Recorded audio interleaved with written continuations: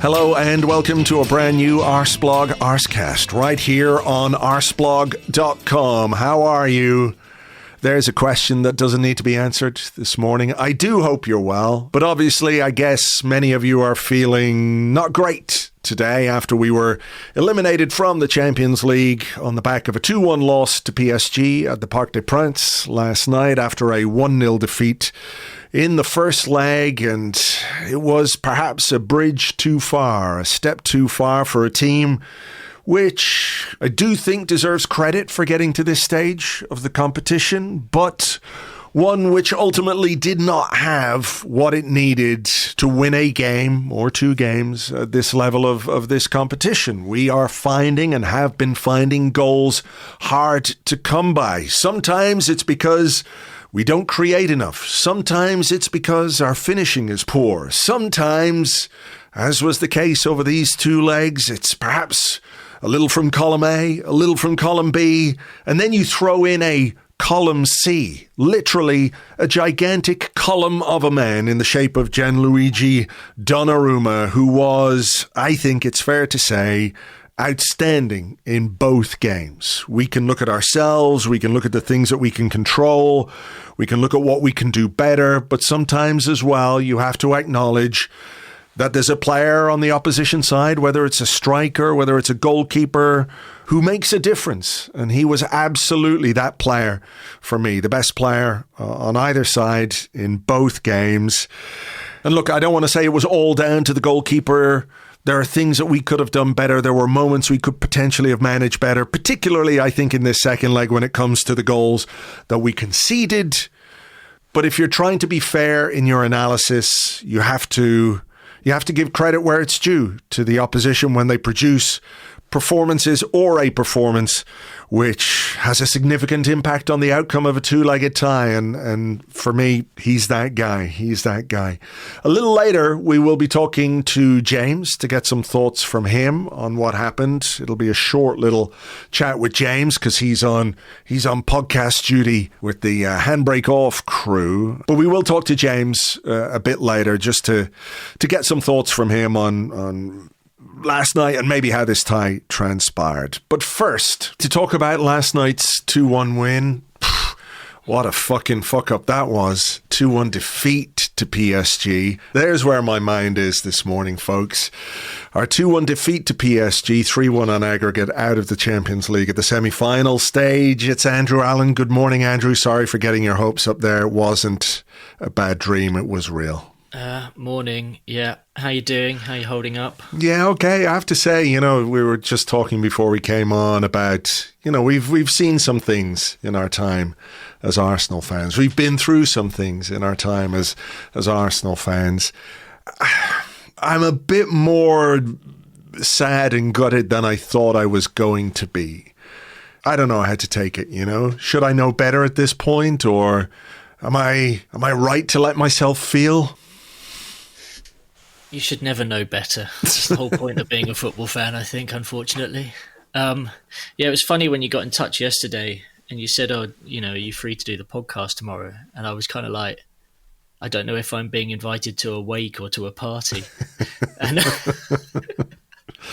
I spent, the build up to the game thinking, I really hope it's a party. And alas, no. Alas, it's the wake. The corpse, the coffin is there in the corner. And we're gonna have to deal with that sitting there as we try and discuss what happened in Paris last night, maybe in the first leg as well. So let's get into the game and try and, pick the bones out of what happened last night. And I think one of the things that I was looking for from Arsenal was a good start to this game, because I do think last week the bad start maybe ultimately is what cost us this tie over the course of two legs. That 30-minute period where PSG were really dominant and scored a goal, and it did have an impact on us, which we don't need to go over. But I was looking for Arsenal to show some mettle, show some character, show some bravery in the way that they played. And to their huge credit, I think that's exactly what we got in the opening stages of this game. Yeah, I think a lot of fans will say the same thing, but you quite often know what Arsenal team is about to turn up, judging by the first 5 minutes of a game. And I watched us. I mean, blimey, after 5 minutes, we'd already had 2 chances to score. And that pretty much said everything. You know, the passing was crisp, the movement was good. We were crunching into tackles. We kind of laid down a marker and said, okay, let's take this to them. And for me, sitting at home watching it on TV, I definitely suddenly sat up a bit. You know, like I was suddenly on the edge of the sofa, and I was like, okay, boys, let's see what we can do here. The Declan Rice header came so early, and just judging by his reaction, you also you had that feeling, is it? Oh God, yeah, this is great, but is this also just going to be another one of those nights where you miss the chances when it matters? And I mean, we'll never know. Had that gone in, had that sort of completely changed the tone of the game and all the rest of it, I mean, there would have been a hell of a long way to go in that time anyway. But it was close. It was. And, sort of a parallel to the first leg in a way, because the away side started really well and created a very, very good chance early on. Theirs went in, ours didn't. It's not to blame Declan Rice, but that's how maybe the difference across these 2 games has manifested itself. You know, it's one of those, I think, where he will look back and think, oh, I really should have put that away. And you get as well the idea, certainly the way we've played over the last, let's say, couple of months with the injuries that we've had in the team and up front in particular, this position that Declan Rice has been asked to take up in the opposition box, this is the kind of thing that they will have been working on. Those are the kind of positions that they will have wanted to get Declan Rice into, and so to have that chance after 3 minutes, you know, it's sliding doors moment in a way, isn't it? Yeah, and look, I think what we've seen is Declan Rice in the last few weeks really stepping up, and no one would have deserved that goal more than him. I mean, it was just, you know, he's basically playing as a number 8, but he's also sort of filling in as an auxiliary striker alongside Marino, right? We need to get guys in the box, and he's someone who's willing to put his head on the ball or get into those dangerous positions. So, you know, good on him. I thought, look, I mean, I don't think we really could have made a better start aside from putting the ball in the back of the net. And we obviously had an idea that we needed to go very, very direct. You know, there was a lot of getting the ball into the box. Obviously, the party throw-ins kind of started getting hurled into the 6-yard box as well. And, you know, I read your analysis of the game this morning on the blog, and I think you're right with the Martinelli chance that comes literally, 3.5 minutes in. It just kind of hits Donnarumma. I don't know how much he kind of realizes what he's doing. It just sort of, it's one of those sort of instinctive reactions where, you know, you're a big lump in the middle of your goal and you just sort of throw yourself at something and the ball hits you. And again, you start to think, oh God, come on, we've really got to make the most of this dominance, because I think tactically we were spot on. We were finding space. I thought the use of Timber, which they kept bringing up on the commentary, was really, really interesting. You know, he was playing so high, you know, giving them something to think about rather than just Saka up on that right flank.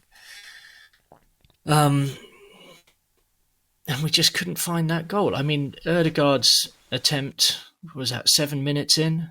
Just, I mean, I couldn't have asked Martin Ødegaard to hit a better shot from that situation. It was everything he hasn't done with his shooting this season. Yeah, I was going to say, because and he finally gets it right. Yeah. And somehow the goalkeeper keeps it out with one of the best saves I've seen in a long time. I mean, it comes through a crowd. He has to get down low. He gets it round the post, not even kind of like accidentally palming it back into a crowded 6-yard box. It was just some save. Unbelievable, I have to say. I think you're absolutely right to make that point about Ødegaard and his shooting. Sometimes you just want to see a player put his foot through the ball, and when you see him hit one like that, you're going, a bit more of that, please, Martin. We know that you can finesse them, but we know as well that you can really hit that ball. I have to say, for a goalkeeper who's 6'7", to get down to that shot, you know, because that, for me, I was like almost out of my seat when he hit that, because it's low, it comes through a sea of legs. You do not expect a goalkeeper of that size to be able to get down and make a save like that. It was we'll talk maybe a bit more about Donnarumma and his impact on the two legs, but I think that was a huge moment in the game, because that pressure that we've been building, the Rice chance, the Martinelli chance, if that ends up with Martin Odegaard scoring a goal there, all of a sudden this game has a completely different complexion, because Arsenal have put the pressure on, PSG have let one in early, and all of a sudden their minds start to go maybe to some of the games, the Champions League semi-finals, etc., that didn't go quite as well. And I think you could see some of that in the final stages of the game as well. Even when we scored that goal, you could see, there's a little bit of doubt in there. So, there are real fine margins in this game, but we'll talk maybe a bit more about finishing and goal scoring in a second. It was a great start, and I think Arsenal played very well. But I also think, for me anyway, I don't know what you think about this, but it's sort of hard for me to escape the conclusion that we are, to some extent, masters of our own downfall in this game in particular. If you want to put... There's like a through line, isn't there, between bad finishing, good goalkeeping, whatever way you want to put it. There is a through line there. I don't know how you work out those percentages. Missed chances, clinical finishing, great goalkeeping, they're all on the same line for me, but it's sort of like how much you want to apportion to each one in that sense.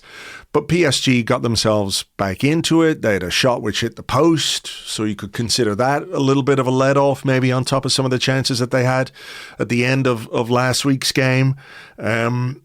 And then they get a goal just before the half-hour mark. And the goal ultimately it comes from a mistake that we didn't necessarily need to make. I think Declan Rice takes a heavy touch from a David Raya pass, stretches, makes a foul, gets a yellow card, and they have a free kick, which ultimately leads to their goal. If we talk about fine margins, is it a case that the Fabian Ruiz shot, it skims off William Saliba and deflects in? Another day it takes more contact and goes wide. Maybe Saliba can make himself a bit bigger, but without that mistake, without that just slightly heavy touch from Declan Rice, that passage of play doesn't happen. Yeah, I mean, I think by the time they scored, they'd been coming back into the game a little bit, right? I mean, we were maybe forcing the issue, committing a lot of players forward, starting to look like we might get caught here and there. There was a mistake from Saliba, wasn't there? And that gave them an opportunity as well before the goal. Yeah, sort of gave the ball away. I think we were so desperate to lay down an early marker that we kind of had to go pedal to the metal. We had to push for it. But inevitably, when you play on the edge like that, you're gonna get caught out sometimes by a very good team. I think, does Ruiz's goal count as a goal from a set piece? I mean, that's what people are obviously saying. I mean, the ball is sort of hurled into the box and Partey sort of semi clears it. For me, it just feels like it was an excellent bit of play that it could have gone either way, right? It's one of those ones. It's not like the way Bournemouth scored the other day, where the ball was just hurled into the box, nobody got up for the header, and someone put it past Raya. This required some serious skill on the part of Ruiz to control the ball, make the space, and obviously produce a tidy finish. But yeah, I mean, at that point really felt for me like if it wasn't game set match, it was definitely game set, and you're looking at having to score a couple of goals away from home just to get back in the tie, and you're looking at our options, and we've already squandered a few chances. You sense that it's getting into the heads of players, and I have to say at that point I was like, I don't know, I kind of relaxed a little bit. You know what I mean? Like, sure, yeah, I know what you mean. It kind of felt almost sort of so far out of reach, there was no point stressing so much about it.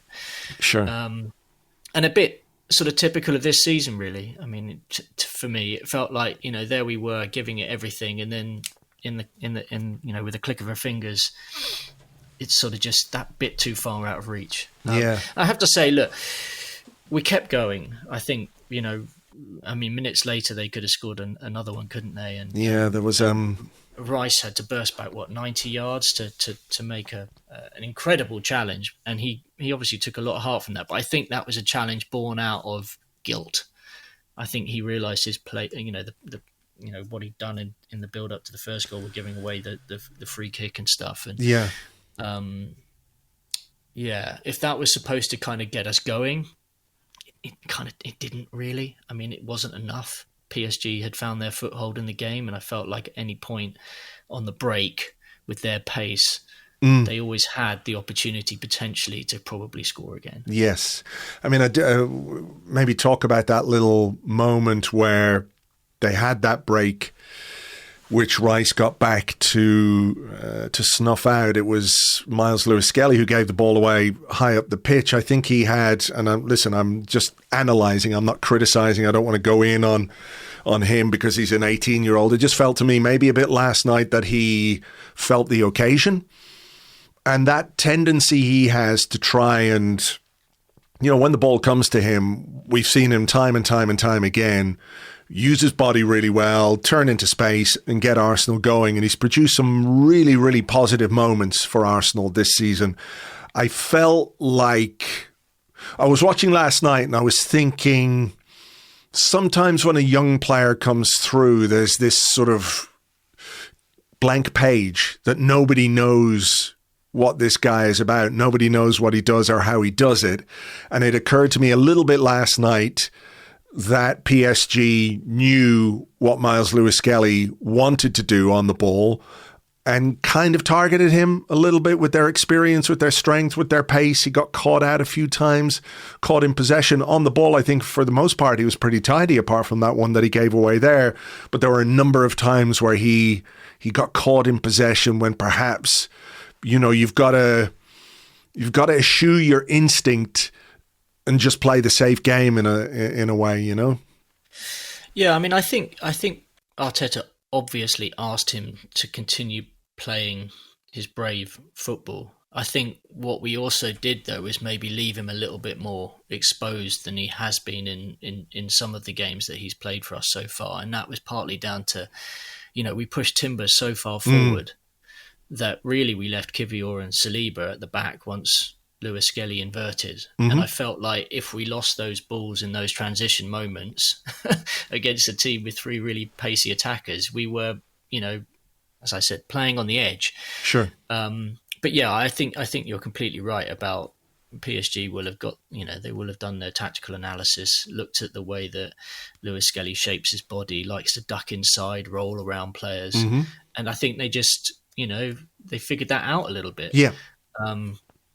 And that's, that's what good teams do, right? They find solutions to problems posed by opposition players. And I think there's a lot for him to learn about. I don't think he played terribly or anything like that. I think it was an incredibly brave performance by an 18-year-old at the Parc des Princes in a Champions League semi-final. Sure. I think there's so much that he can take from this season, and this will not be the last we see of Myles Lewis-Skelly at this level. No. He's got an incredible future ahead, but on this occasion, there's lessons to be learned. Yeah, there are lessons to be learned for him, and I think across the board, and we'll come to those in a minute.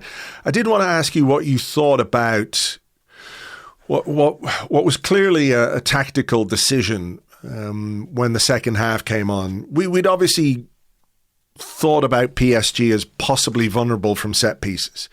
That was one of the pre-game talking points. We saw in the first half, Thomas Partey, it was the long throw. We had about 4 or 5 of them in the opening 10, 15 minutes. One of them led to the Martinelli chance, which we spoke about a bit earlier. But that was obviously a tactical decision to get the ball into the box and to challenge them aerially and to maybe win flick-ons and get to the back post, whatever. I think the Odegaard chance as well came from a ball in the box which was knocked down, and then he took that shot. But very early in the second half, there was a free kick given just inside our half. And I think ordinarily we take it quickly. We move the ball, we take a short pass, we move it, we keep possession, we keep things ticking. And there was a sort of a little moment of uncertainty, and then all of a sudden everybody started going forward, and David Raya came up, and David Raya pumped it into the box. This was in the 47th or 48th minute of the game. That felt like I don't know what you think, but that didn't feel very us.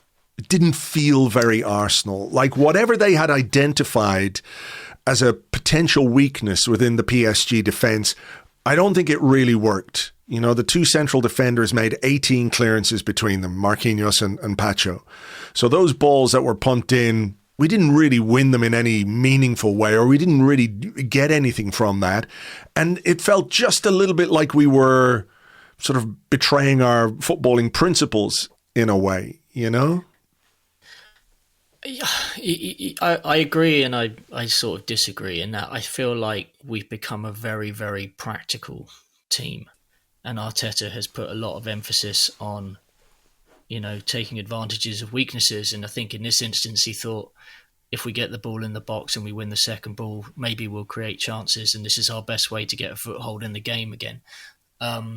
You know, we've obviously seen our dominance on set pieces. And I think we just decided that it doesn't matter whether it's a corner or if it's a throw in or if it's a free kick from inside our own box. Let's get it in there and let's sort of make mischief and let's see if we can cause some trouble and see what comes of it. I think maybe in some ways that's come down to a personnel thing as well.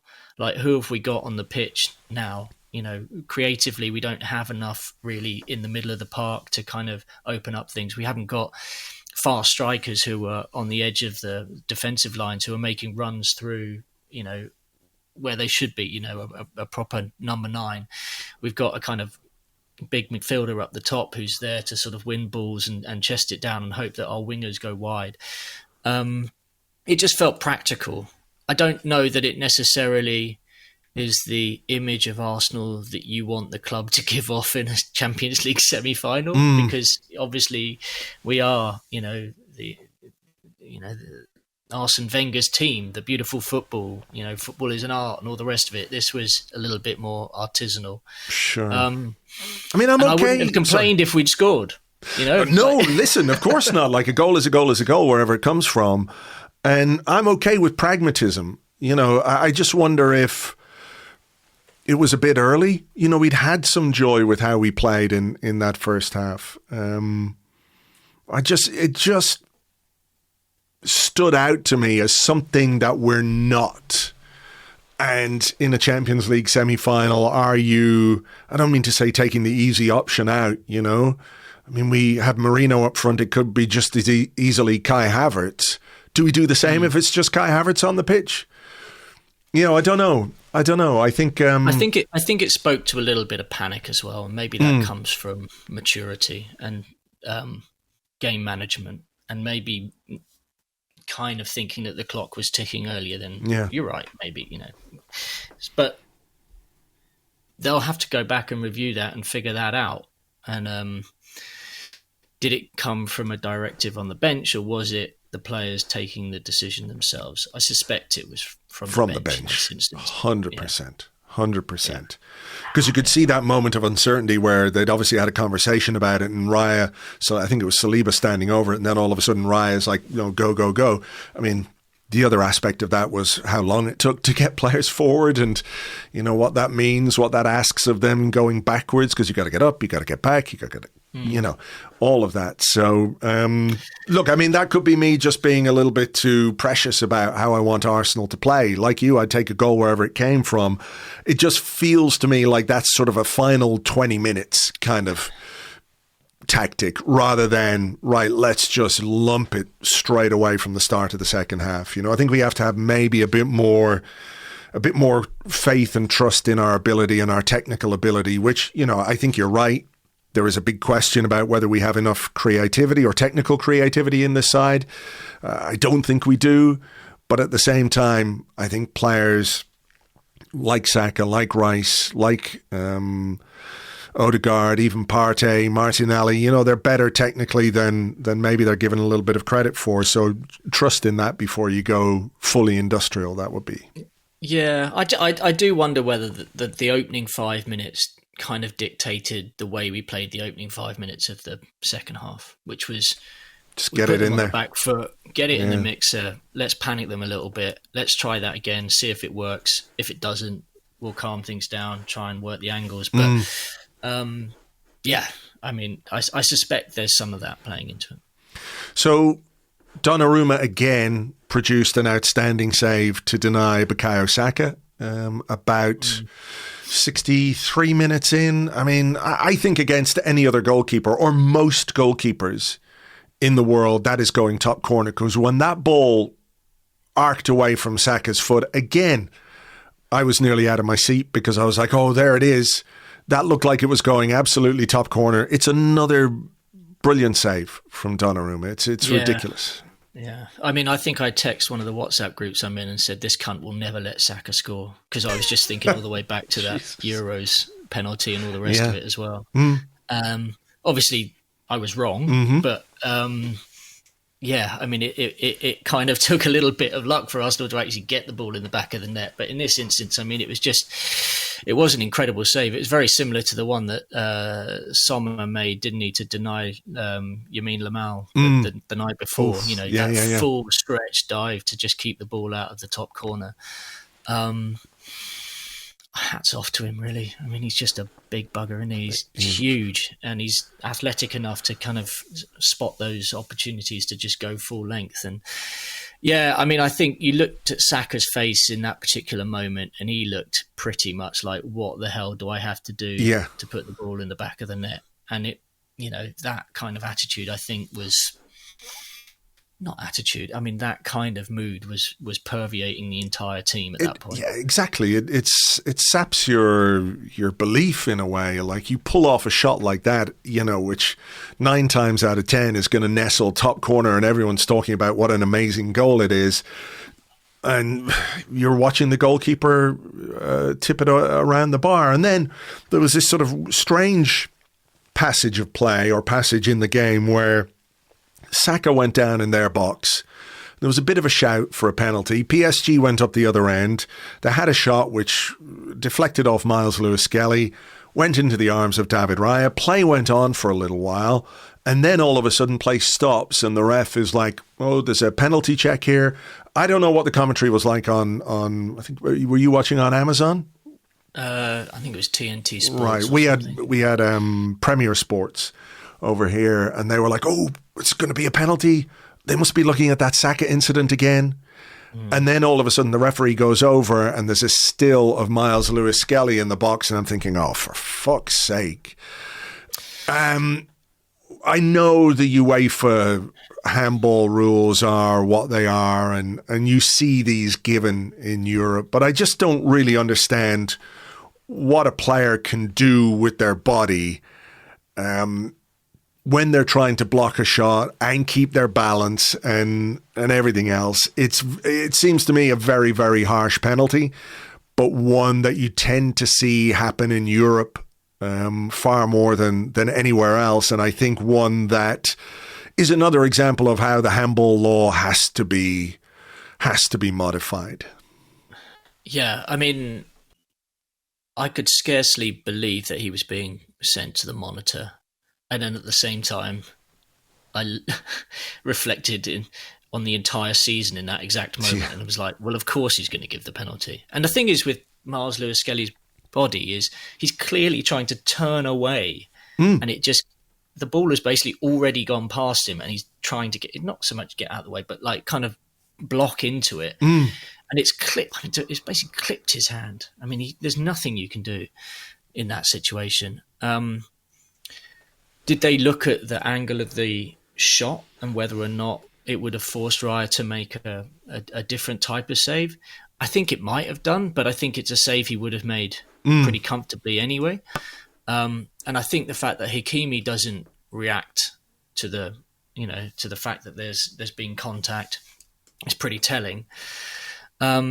I vaguely remember Manchester United winning a penalty against PSG at the Parc des Princes a few seasons ago, right in the last minute, which Rashford tucked away. And that was another one, I think, where the ball just sort of clipped someone's hand and it just felt entirely ridiculous. But if you're having to go out of your way to look at these incidents to then penalise them, I just feel like, the handball rule is ridiculous. And I honestly, if that had been given to Arsenal, I'd have been laughing because it was so ridiculous. No, I agree. You know, I want to make that clear. Like, I'm not just sort of reacting emotionally and saying that we were very hard done by. I think that rule is a complete mess. It's too harsh a punishment, isn't it, for something that's completely accidental and which has really no material impact on what happened in the game. Like, if Raya's going the other way, the ball hits Lewis Skelly's hand and deflects into Raya's arms, I think you can maybe make a case that, you know, it's had a significant impact, therefore, you know, it's a penalty. But it barely skims his hand, doesn't really make a big difference on the save. As you say, nobody appealed for it, nobody claimed. So, you know. I mean, what I found most frustrating about it, I mean, obviously, you know, we might easily have conceded from that, but it did feel to me like it nipped any momentum we had kind of in the bud, right? Like, we'd had that Saka shot, we'd had a few minutes of kind of pressing and looking like we might kind of probe, and who knows. And then for that, it just felt, I mean, Arteta was going apoplectic on the touchline, and the players looked completely crestfallen. I enjoyed the fact that Raya was called over by Inaki Kanya, presumably who told him, please don't dive now before the ball's been put on the spot. Wait until he kicks it, David. David. Been doing recently. Wait till he kicks it, yeah. I mean, to be fair, he did. And actually, I think justice was served, not just because of how harsh the penalty was, but because of the run-up that Vitinha took. That was like, what are you doing? You're not Elmer Fudd in a Bugs Bunny episode hunting wabbits. The way he kind of crept up on the ball was really it was laughable. I don't think it was a great penalty, but fair play to Raya. He got the save. Yeah. I mean, it is amazing, isn't it, what pressure does to a player at the highest level, because we saw it with Saka trying to sort of semi-Panenka it in the Bernabeu. I mean, you've got probably the easiest thing you can possibly do in football, which is basically kick the ball from 12 yards at the goal, and you have these players massively overthinking it. Well done to Raya, got down, made a save. What's that, the second one in the Champions League this season after the Atalanta one on the first game, but you know, I mean, yeah. It should have been another moment for us to go again. 100%. We just did not get that reaction at all. No. Well, I mean, because literally within what 2 minutes we conceded the goal, because that should have been a moment in which we took advantage of the disquiet that can transmit to a team, and you know, particularly a team like PSG, who have in the past had some difficult moments traversing this stage of the competition, where they think, okay, at 3-0, that's done, dusted, game over, it's finished.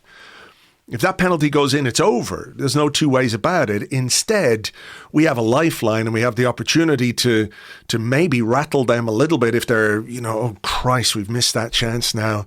I hope we don't do anything silly. And then they start to get a little bit nervous. Instead, we gave the ball away in midfield. Kivior misplaced a pass to Odegaard. Timber's high up the pitch. The space down the left-hand side. Nevertheless, I think we've got to do a lot better on the edge of our own box. I think Thomas Partey, for a player of his experience, on a stage like this, to do what he did there, it's just a terrible, terrible mistake, and Hakimi made no mistake with the opportunity that was presented to him because of that. Yeah, and it's funny, isn't it? Because, I mean, it was a good finish by Hakimi, but I've seen that the XG for that was 0.07, right? Which suggests that it wasn't really a chance at all. But it was. Actually, it was. And I think what that does is sort of maybe point to how some of these metrics are still a bit off. Because it never felt to me like if that had fallen to an Arsenal player in the box right there, I'd be saying bury it. Like if that's well, Declan Rice on the edge of the defender, you know, he did what he was supposed to do, but it felt like a proper chance, and he was ruthlessly dispatched it. But it was just interesting seeing afterwards how, you know, there's the XG saying that Arsenal absolutely, you know, destroyed PSG on the night, but actually a chance that resulted in a goal was rated as something very, very small.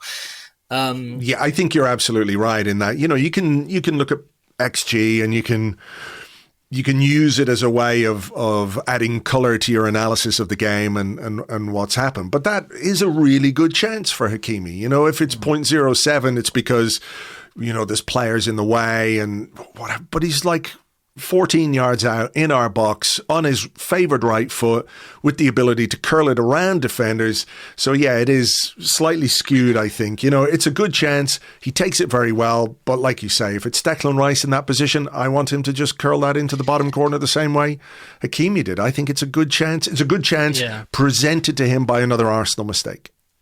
Yeah, I mean, it was, well, in the end, on the night, it's two Thomas Partey sort of involvement, isn't it, in the build-up to goals by PSG? And while I think we're a better team with him in it at the moment, that's clearly the type of mistake we need to cut out to be able to perform at the top level. Yeah.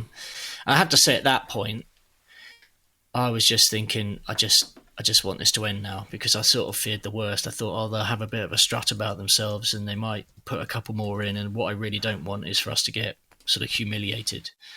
And to be fair, we really kept chugging away. I thought Trossard, once he was introduced, was pretty lively. Mm-hmm.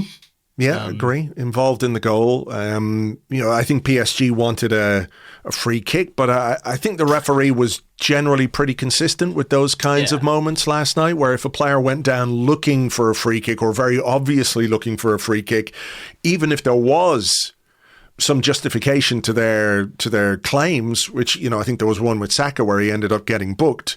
It was a clear foul on him as whoever it was won the header. Throughout the night, the referee pretty much played on in those situations. So I think it could have been Marquinhos who went down. A touch of good fortune, the way the ball rebounded off a PSG player's heel. Saka's there to go around the keeper and tuck it home, make it 2-1. This is where my major frustration from last night emerges. And I know it would have been a miracle, one way or the other, to get something from this game at that point, because I think the goal was, 77 minutes, thereabouts. So you've got basically 12 minutes plus some injury time, which is 5 minutes or so. So you've 17 minutes there or thereabouts to get 2 goals. A huge ask, no question. I think it would have been one of the great miracles in Arsenal's history if we managed to get 2 goals in that period of time. Where I have some frustration is I don't think we did the maximum to get those goals. And I think, despite the fact we don't have a great deal on the bench, we failed to use one of our leading scorers. And I say that in inverted commas because Ethan Nwaneri has 9 goals, I think. But only Trossard and Saka, of the players that we have available to us right now, have more goals than Nwaneri this season.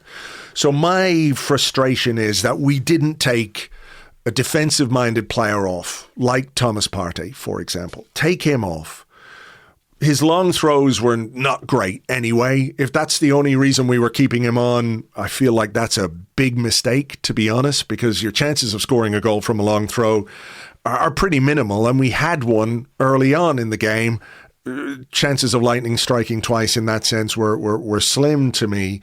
So I really think that, you know, if you're going to go out of the Champions League semi-final or go out of Champions League at semi-final stage, have no regrets about what you did.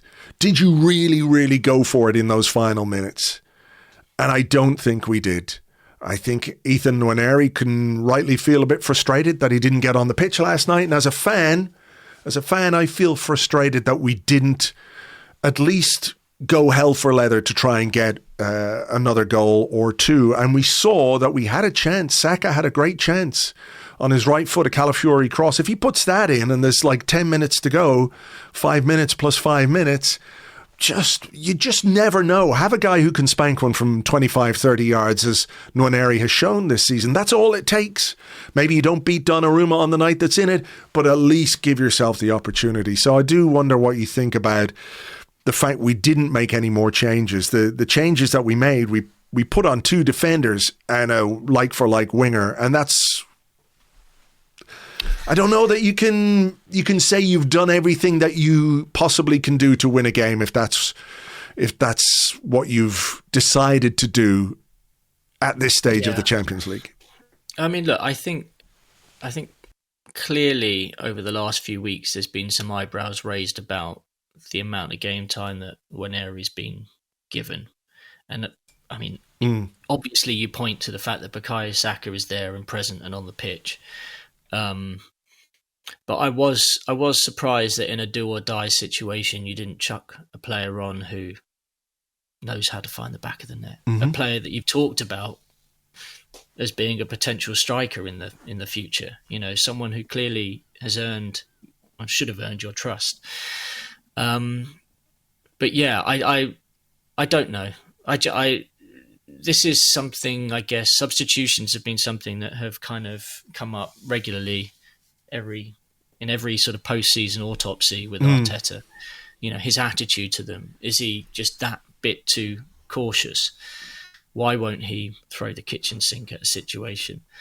And frankly, like, I can kind of understand it maybe in some league situations where you don't want to, you know, throw away a draw. But when you've got a 2-goal deficit to make up in 15 minutes in the Champions League semi-final, like, you know, you're not just throwing the sink, you're throwing the whole kitchen. You should be anyway. Yeah. Obviously, outside of Nwaneri, the lack of options, we'll get to that. We know why that is. Yeah, I don't know. I mean, in a weird way, I don't know. I think the moment Saka blazed that chance over, in my head, I just sort of went, well, that was the one. Yeah. You know, that was the one. And I do wonder a little bit whether maybe Arteta was thinking the same thing on the bench, which is crazy because he can control things. And obviously you and I sitting at home on our sofa cannot. I don't know. I just don't know why he didn't come on. Is he? I mean, we speculated, or I've speculated, whether he's nursing a knock or something. But then, if he's available and he's on the he's on the bench. Sure. And you know, why wouldn't you sort of take a risk on him? But I don't know. We'll never know. We'll never know. So look, PSG saw it out. I think you're right. After that Saka chance went over, that was always going to be that, to be honest. And they sort of managed, controlled, made the last 10 minutes, you know, injury time, really, really scrappy. And that's what you got to do at this level. So afterwards, Mikel Arteta was, you know, obviously banging the drum about being proud of his team and how Donnarumma was the man of the match across both games. And I actually agree with that. I'm proud of the players for getting to this point of the competition. I think you've got to give the manager credit for getting us to this point of the competition. But I want to talk about him maybe distinctly, the coaching element versus the manager element, let's say. Let's try and put it like that. I happen to agree. I think Donnarumma was the man of the match in both legs. I think he was the player who made the biggest difference to PSG. So where do you sort of stand on this, the conclusion, if you like? Because, you know, the XG, which we talked about a bit earlier, but over the course of the game, Arsenal produced 5+ XG, but scored 1 goal. Donnarumma made some amazing saves. Is there much more we can do with the chances that we had? Maybe, maybe not. How do we analyze that? Because I think ultimately you're looking at it and saying, with the chances that Arsenal had, with some of the moments that Arsenal had, the lesson is that we need to be more clinical. We need to maybe create more, but we need to finish better than we have. And it's been a theme throughout this season, I think, where scoring more than 1 goal in a game is proving to be a bit of a challenge for us. So ultimately, your conclusion is this is a team that needs more creativity and needs more firepower. To what extent do you think that was reflected over the course of these 2 games against PSG? Or were we just, you know, can you have a little from column A, a little from column B, in that you didn't do quite enough in front of goal, but also the goalkeeper was fucking amazing? Yeah, look, I don't think you can judge a whole season based on that one game and Donnarumma being in top form. Like, we've seen the problems. We don't score enough goals. We don't create enough clear-cut chances. And we don't have enough players who are confident in front of goal to take their opportunities regularly enough. I think That's the problem. When you throw in a top-level goalkeeper having the game, 2 games of his life, well, obviously you're going to have you've got a real mountain to climb there. Sure. So I do think it's a bit from column A and a bit from column B, and I think it shouldn't be a technical quality issue, because some of these players have scored more goals and got themselves into better positions in the past. I look at Martin Ødegaard, for example, Gabriel Martinelli. There's 2 players who are not necessarily scoring as many goals as they have done in recent years. So I think there's a sort of confidence issue going on there with a couple of them. And I feel like we need to kind of wipe the slate clean a little bit and kind of move on from this season, where it's just been adding bit by bit, game by game, this idea that we have a problem and everyone's talking about it and it's sort of manifesting itself on the pitch. So there's that, but we need to buy and strengthen our options up front. It seems to me that this is a recruitment issue. Arteta has done a pretty incredible job filling the gaps.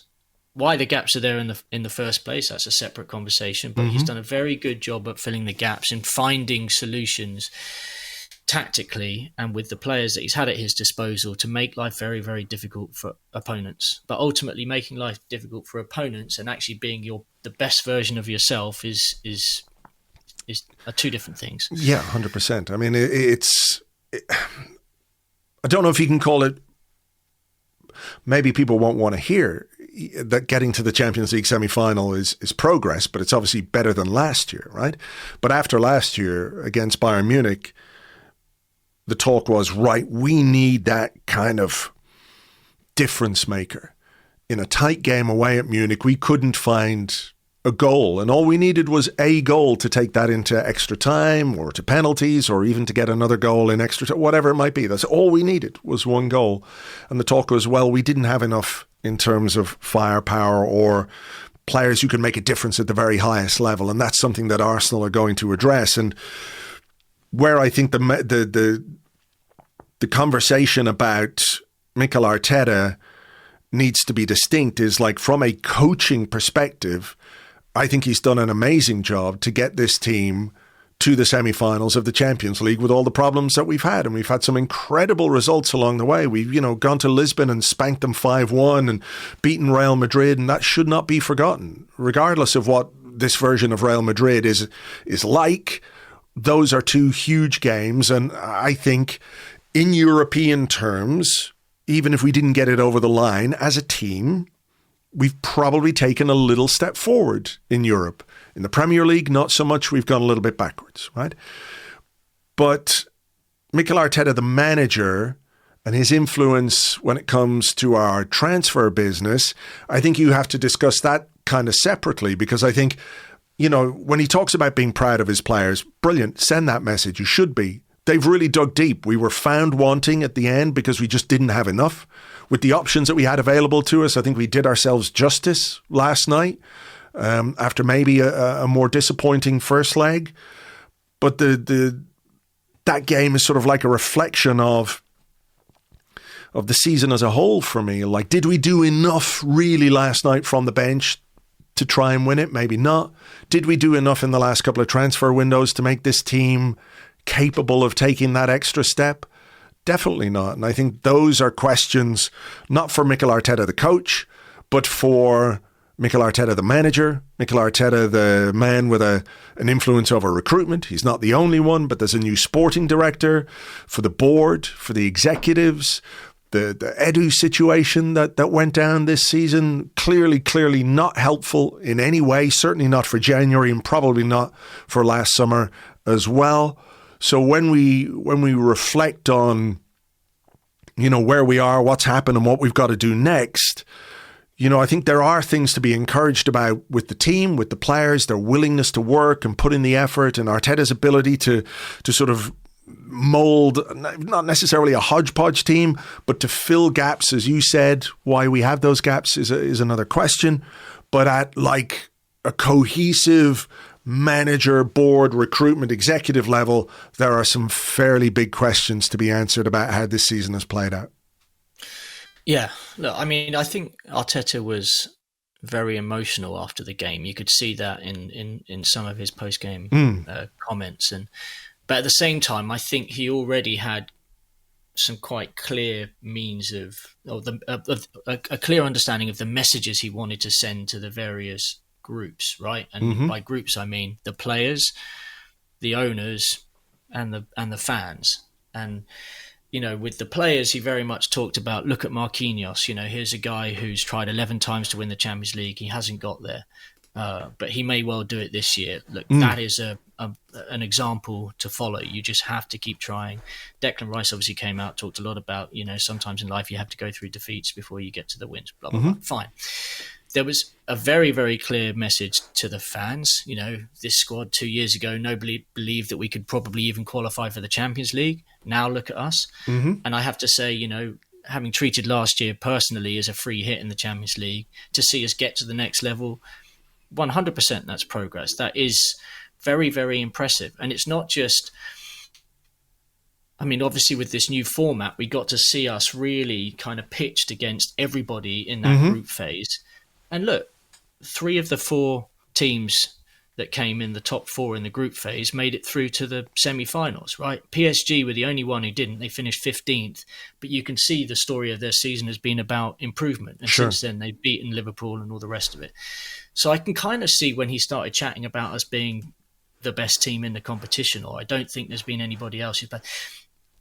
Look, that's a message also to the fans, and it's also a message to the players, I think, predominantly, right? You are very, very good. You've proved yourself to be very, very good. But he was emotional. I think in the cold light of day, he realised that probably isn't the case. No. But he can sort of point to the fact that there we were, second, third in the group phase, played really good teams. We beat the champions of Holland, the champions of Portugal, the champions of Spain. We even beat the champions of France at one point. We lost to Inter, who were the champions of Italy. We've beaten very, very good teams. We are a very, very good side ourselves, but we are not the best side just yet.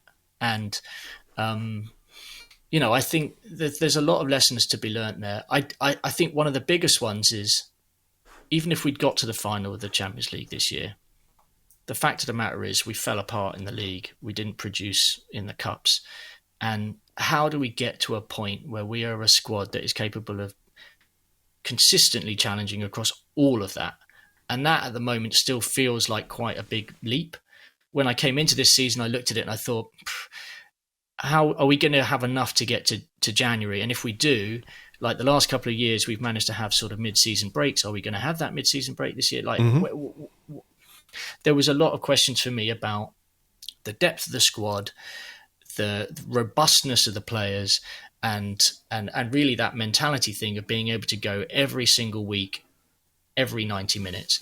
And we haven't got there yet. And I think, we do expend a lot of emotional energy, Arsenal and the fans and all the rest of it, because we're so close. We can feel it, but sometimes you need to keep cooler heads. And maybe, we found out in the last couple of weeks that we needed a cooler head, but that will maybe come with experience, a bit more experience.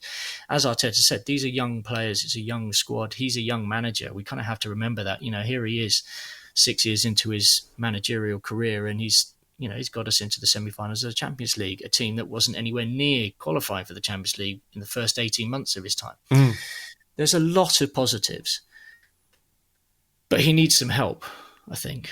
And I think that's kind of where Andrea Berta now comes in. He needs, I think, an experienced hand to help steady the ship and to maybe point out where he's gone wrong. Build the squad. Give him the tools. Give him the ingredients. I think you can get the support financially from the Cronkies, but you're not going to get some kind of astute footballing brain from them, obviously. No.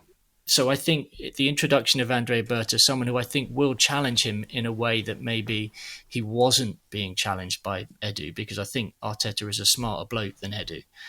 I think Andrea Berta is a very, very different profile, and I'm really curious to see how it works out with him. And, he's got his work cut out. He's got 2-3 months now to refactor things, and then we have to pump ourselves up and go again, and get the fans on board again, get them believing again. Yeah, I mean, he did say, one of the other quotes, "I'm very proud to coach the players that we have." Is that a message as well? If he's given a message to the fans and he's given a message to his players, is that a message on high? I don't know. There was another line. We have to arrive in the competition at this stage with a full squad, full available in best condition. I think full squad, even outside of the injuries, full squad means a squad with actual strikers in it. Yes. I think so.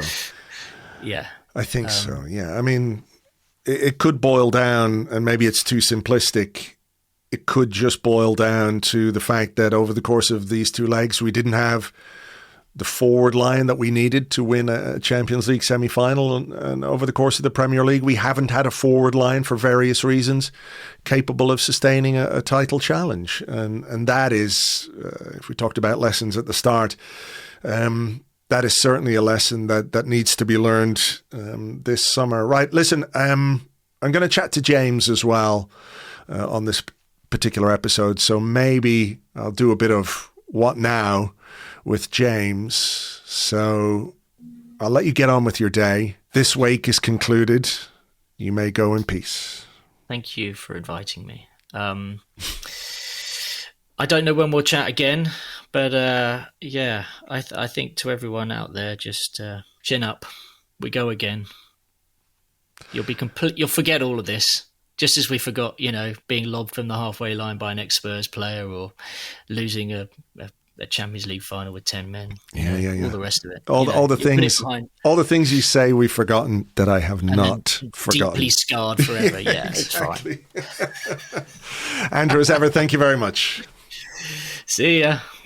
Thank you very much indeed to Andrew. You can find him on Blue Sky. He is at aallensport.arseblog.com. That is at aallensport.arseblog.com.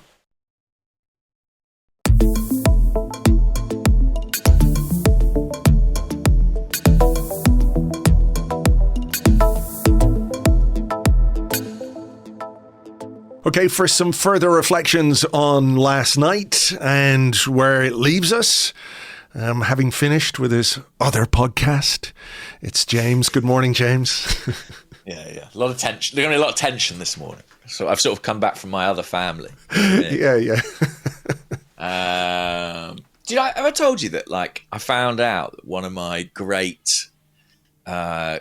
grandfathers, maybe a great, I'm not sure.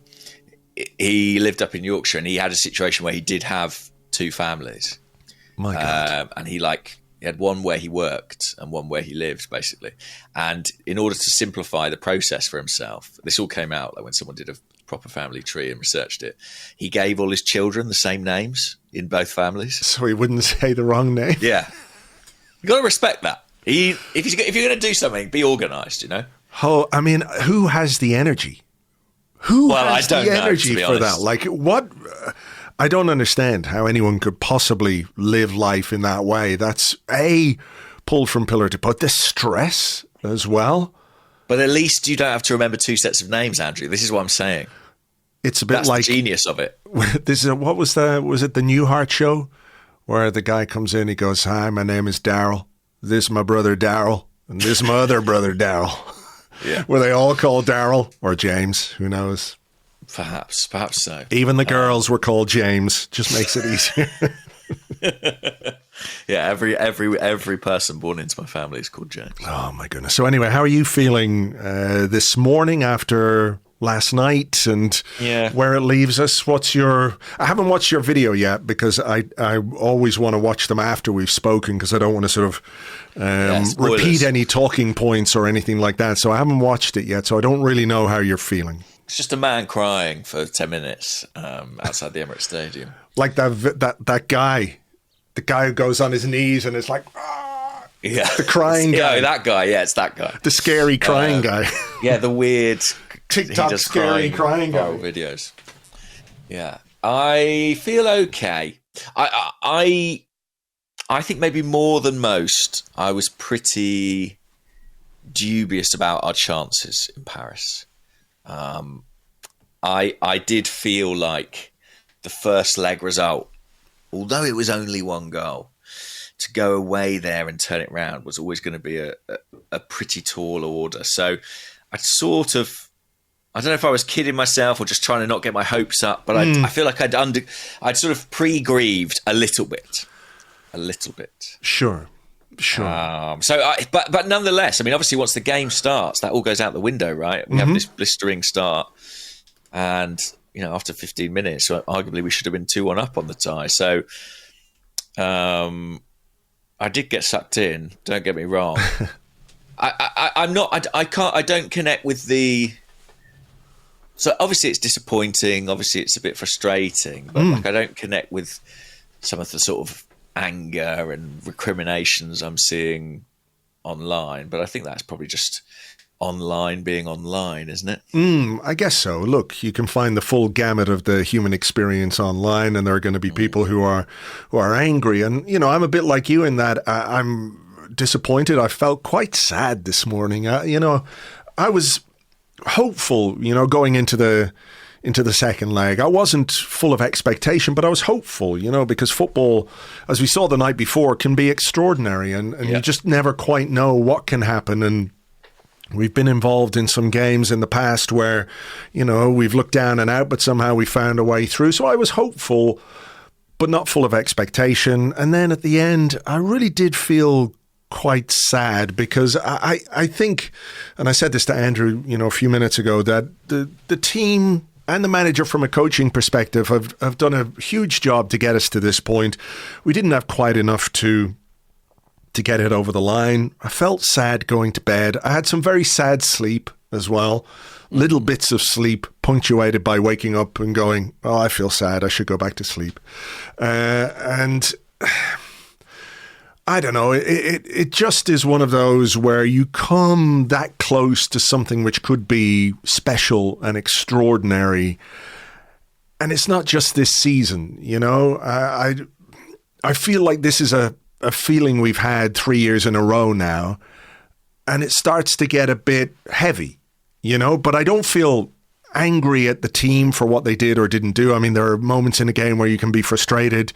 I think bigger picture, if you want to be cross or frustrated or vexed by certain things, it's more about what we didn't do off the pitch than what we tried to do on the pitch with the players we had, if that makes sense. I think that's fair, yeah. I think I said this on another podcast, but I think when you lose a league title, it happens quite relatively slowly. It's kind of death by a thousand cuts. It sort of slips away from you. I think last night going out in a knockout competition where it's kind of death or glory, I think that the sort of single blow of that is pretty tough to take. And I think that explains the emotion that you're feeling, that others will be feeling. I think that Mikel Arteta was feeling, to be honest, having watched his press conference. I think that was quite an emotional Mikel Arteta. And I did really want it for the supporters principally. I just think a Champions League final was a special occasion, and Munich, and it would have been fantastic. I probably would have been out there. So sort of selfishly, I was excited about that prospect, but it's not to be. And we are, I guess we are sort of relatively well versed in this feeling of late of sort of pride and also slight disappointment.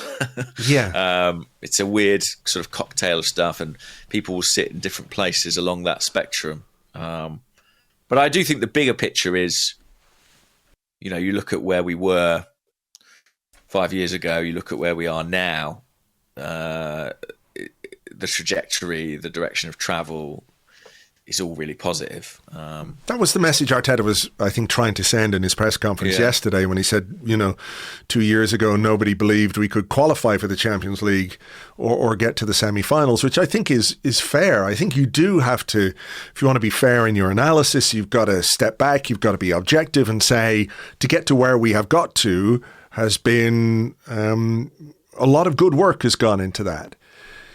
Absolutely, yeah.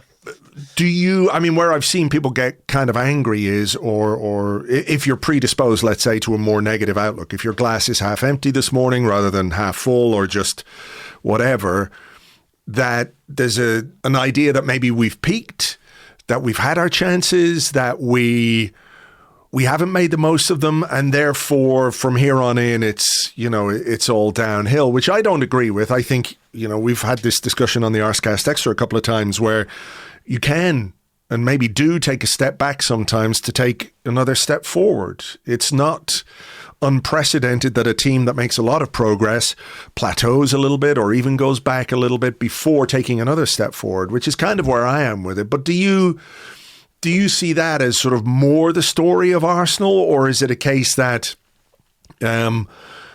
repeated, I don't want to say failure, but repeated inability to sort of get it over the line, for want of a better term, can start to become demoralizing? I don't know. I mean, those players looked so energised and motivated going into that second leg last night. What they produced in that first 20 minutes was exceptional, and all I could think watching it was how much they clearly bought in and believed. Mm-hmm. And I can't think that the outcome of sort of one game can take that away from them or change that dramatically. I think it is more about just how difficult this final step is. We keep talking about Arsenal need to take the final step, but it's not a ladder where the rungs are evenly spaced, if that makes any sense. It does, yeah. Like, I think going from where we are, which is being competitive, to being winners, I actually think that may be the most difficult step of all. I know that we dragged ourselves up from mid-table and out of Europe and via the Europa League to be a Champions League team and a competitive Champions League team at that. But I actually think the final step might be the most tough. And that's because there are lots of very, very good competitive teams and winning teams. And at this level, the margins, as we learned last night, are exceptionally fine. It can be decided by great finishing or great goalkeeping, can be officiating as well, as we've experienced, other times in recent history. And I just think, closing those margins is the most difficult piece of all. And I think I'd be lying if I said I know how to do it. Well, I was going to ask you that because I think there is a consensus that the solution from an Arsenal perspective is about firepower and goal scoring. And over the course of the two games, we outshot PSG. We had more shots than PSG last night, 19 shots to their 11. In the first game, we had 11 shots. They had 10. I know that's a fairly basic metric, but I think it does demonstrate that at the very, very highest level, you need a player or players who can be a difference maker. And look, we saw that against Real Madrid in a way, didn't we? Where Declan Rice stepped up and was the difference maker who produced those moments of high quality in that first leg to really navigate passage through into the semi-final. But perhaps, as valiant as the effort was and as hard as these players try, and I don't have any issue with the effort or the endeavour or the intent last night, that maybe we don't have enough of those players in forward positions and maybe even behind that to make the step that you're talking about. I think so. I think that's fair. I think we lack a bit of depth, a bit of variety, a bit of quality, a bit of threat in the final third. And actually, I know that, okay, we need a backup goalie. Okay, we might need a centre-half. We might need a holding midfield player.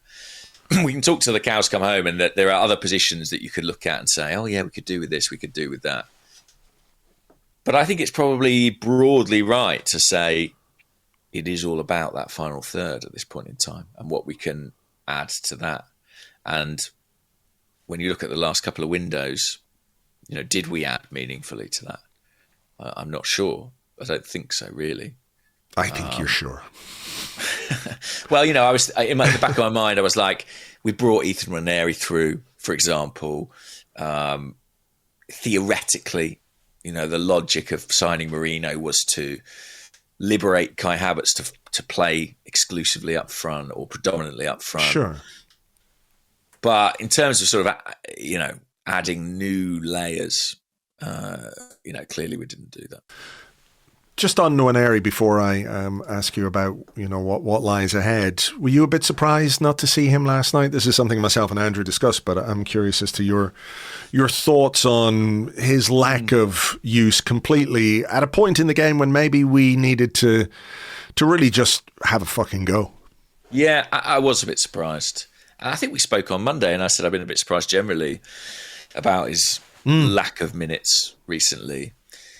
On the other side of the coin, I'll always give a coach who's watching a player train day in, day out the benefit of the doubt. That he's seeing Nwaneri on the training pitch and maybe he feels his levels have dipped slightly. That wouldn't be out of the ordinary in his first season as a senior player, who's probably featured maybe more than anticipated. But I was surprised, and I was a bit frustrated actually not to see him come on, because he is a player with that capacity to turn a game with a piece of skill or a brilliant finish. I mean, we speak about finishing in this team. Are there many better finishers in the squad than Nwaneri? Ball strikers, Yeah. No, I don't think so. I think I'd have him. Just trying to think. I think you'd have Trossard in that conversation probably. Mm-hmm. I'm not sure who else. Who's available right now? Maybe Rice. In terms of maybe his Rice. ability, yeah, but maybe Saka. Maybe a Saka. I think he's right up there for Arsenal. So Anyway. that'll be interesting to see. Like, how much do we see of him between now and Southampton game on the final day? But it was a bit odd to me that he didn't get on. Yeah. That wider discussion of, what needs to come next in the summer and everything else, transfer market. I mean, we can't do anything about that now. There's nothing we can do. But the reality of Arsenal's season is that there are 3 games left to play, starting with Liverpool away on Sunday, which is kind of the last place I think you want to go after getting knocked out of the Champions League in an emotional way. Clearly the manager felt it, the players felt it. He talked about some of the players being in tears in the dressing room, and that's fine by me, because if they care, then I'm on board with that. And if it hurts them in the best way possible, I'm on board with that too, because hurt can create a reaction, not just in the next game, but obviously going forward. But we're in a scenario where, ideally you'd love to just say, wave the white flag, let's reconvene in August and go again. But that's not what we have to deal with. We have to play these games. Do you have any sort of quick thoughts on how Arteta can rally the troops, if that's the right word, or elicit a response from these players? Is there anything of import in these final games, beyond obviously the fact that we need some points to secure top 4 and hopefully we can secure second place? But do these games lend something to analysis of the character of the players in terms of how they respond to what's happened over the last week against PSG? I think it's important that we don't sort of capitulate entirely in these remaining 3 games. I know that's a pretty low bar to set, but I think it is important.